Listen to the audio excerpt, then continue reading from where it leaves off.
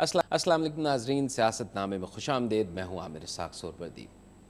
پاکستان ایک مرتبہ پھر ایک سیاسی دوراہی پر ہے، ایک سیاسی بے چینی ہے اور پھر ملک میں احتجاج کی صدائیں بلند ہو رہی ہیں۔ کھر صاحب، آپ نے اشارہ کیا سیاسی بصیرت، سیاسی فہم، سیاسی ادراک کا، کیا ان تمام چیزوں کو استعمال میں لاتے ہوئے اب کوئی سیاسی فارمولہ طے ہو سکتا ہے؟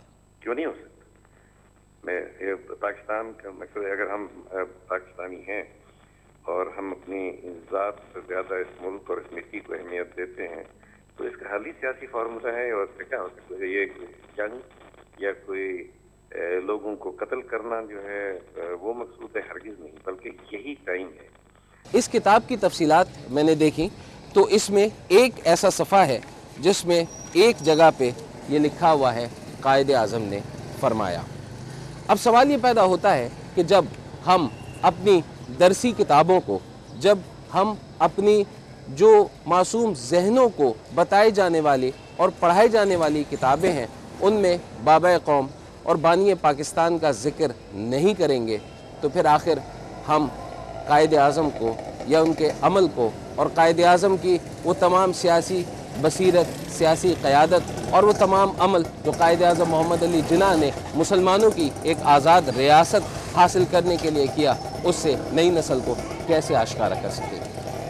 غفور صاحب، آج کا دن پاکستان کی سیاست کے لیے انتہائی اہم، آپ صدر کے لیے کاغذات جمع ہو گئے، آپ ملکی حالات کو کس طرح دیکھ رہے ہیں، کس طرف جا رہے ہیں حالات؟ میرا خیال یہ تھا کہ یہ 18 فروری کے انتخابات کے بعد جو قوم نے مینڈیٹ دیا ہے دو بڑی پارٹیوں کو، یہ اس میں سنجیدگی کا مظاہرہ کریں گی اور ملک کو ایک نئی جمہوری طرف لے جائیں گے۔ تو عمران خان صاحب سے آپ کا رابطہ ہوا ہے ابھی حال ہی میں جب سے یہ خبر آئی ہے؟ جب سے خبر آئی ہے اس سے پہلے میرا رابطہ تھا، اس کے بعد نہیں ہوا ہے۔ تو ان کو خدشات تھے اس حوالے سے اپنی گرفتاری کے؟ ان کو خدشات نہیں تھے، مگر یہ کہ ایز ڈراپنگ ہو رہی ہے، ٹیلی فون ٹیپ ہو رہے ہیں کہ نہ ہم بلیٹ پروف گاڑی لیں گے، نہ ہم پریولیج لیں گے، نہ ہم پریکٹس لیں گے، نہ ہم سیلری لیں گے۔ 5 سال اس ملک پہ سرف کر دیں آپ، 5 سال، صرف 5 سال۔ آپ کو گندم امپورٹ نہیں کرنا ہے، چاول امپورٹ نہیں کرنا ہے، گنا امپورٹ نہیں کرنا ہے، مچھلی امپورٹ نہیں کرنی، گائے بیل بکری کوئی چیز امپورٹ نہیں کرنا، پکھی کوئی پھل کوئی مسالہ جات۔ کیا آپ سمجھتے ہیں کہ اس کا کیا امپیکٹ ہوگا، کیا چیزیں سامنے آئیں گی؟ گورنر راج کے جو حوالے سے جو خاص طور پہ بات کی ہے، لیکن پہلے تو اس نے کہا کہ پچھلی باتیں بھول جاؤ، آگے ہم دوست بن کے چلیں گے، وہ اچھی بات تھی۔ گورنر راج کی ویسے ہی کوئی ضرورت نہیں تھی، انہوں نے غلط کام کیا تھا، اس کو درست کر دیا۔ حکومتی ریٹ کمزور ہے اس حوالے سے، یا منافع خور مضبوط ہیں، یا ان کے لیے بھی کوئی نیب جیسا ادارہ ہے جو 10% لے کے ان کو سرٹیفکیٹ جاری کر دیتا ہے؟ یہ در حقیقت سربراہ صاحب پچھلے 10 سال میں جو مادر پدر نظام چلا ہے اس ملک میں ڈیولوشن کا، جس میں کوئی کسی کے آگے اکاؤنٹیبل نہیں ہے۔ تھوڑی سی تبدیلی آئی ہے۔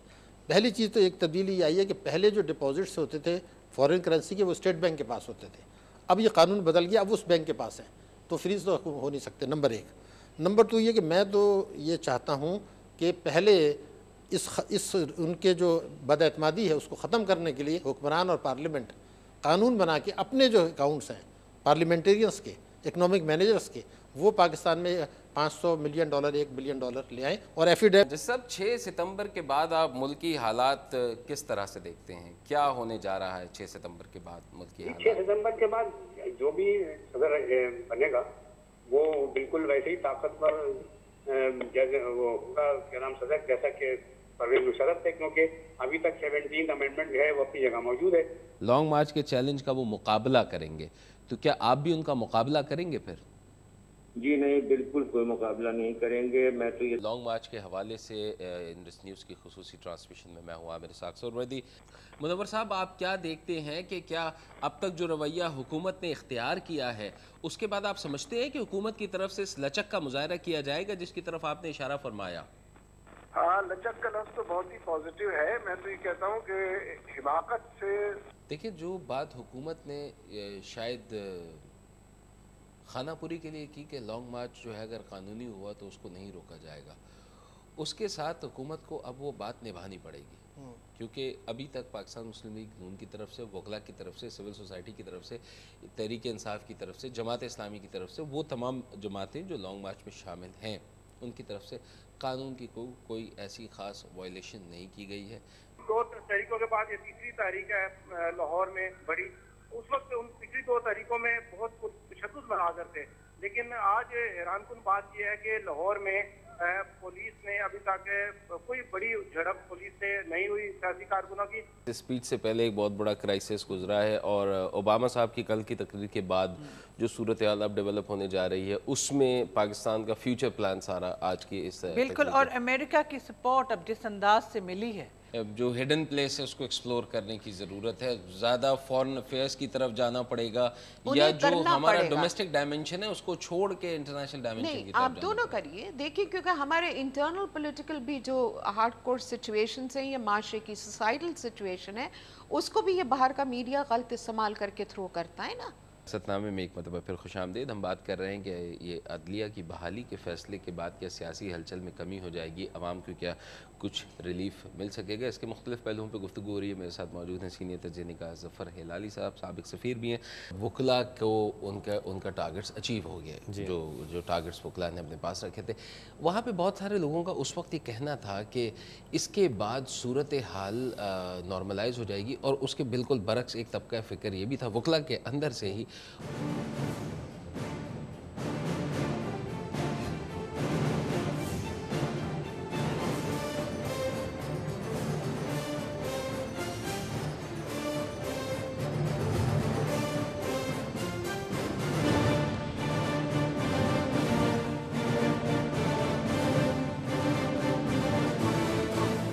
عراق پہ امریکی فوج کشی کے 6 سال نیٹو فورسز کی کارروائیاں، وہاں پہ کیا حاصل وصول ہوا ہے، اور اب اس حصے میں ہم کوشش کریں گے کہ ہم بات کریں کہ پاکستان کو عراق کی صورتحال سے کیا سبق سیکھنے کی ضرورت ہے۔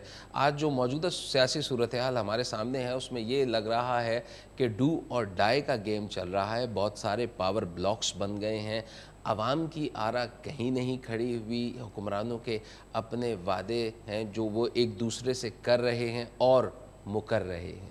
مختصر صاحب کیا کرنا چاہیے ایک سیاسی استحکام کی صورت؟ دیکھیے، آپ نے بڑی اچھی بات کی ہے اس وقت کہ عراق کا تجربہ، یعنی صدام حسین 17 سال اس ملک پر حکمران رہے۔ ویلکم بیک ناظرین، سیاست نامے میں خوش آمدید۔ اور بریک پہ جانے سے پہلے ہم بات کر رہے تھے اس حوالے سے کہ قائد اعظم کہاں گئے، اور میں نے آپ کو یہ بتایا تھا کہ بریک پہ جب ہم بریک سے واپس آئیں گے تو ہم اسٹوڈیوز میں موجود ہوں گے، اور ہمارے ساتھ اس حوالے سے گفتگو کرنے کے لیے موجود ہوں گے خواجہ رضی حیدر صاحب، ممتاز محقق، دانشور، سابق ڈائریکٹر قائد اعظم اکیڈمی، 12 سے زائد کتابوں کے مصنف ہیں، اور شعری مجموعے بھی آپ نے لکھے ہیں۔ خواجہ صاحب السلام علیکم۔ وعلیکم السلام۔ خواجہ صاحب، ہماری قومی زندگی سے کہاں گئے قائد اعظم؟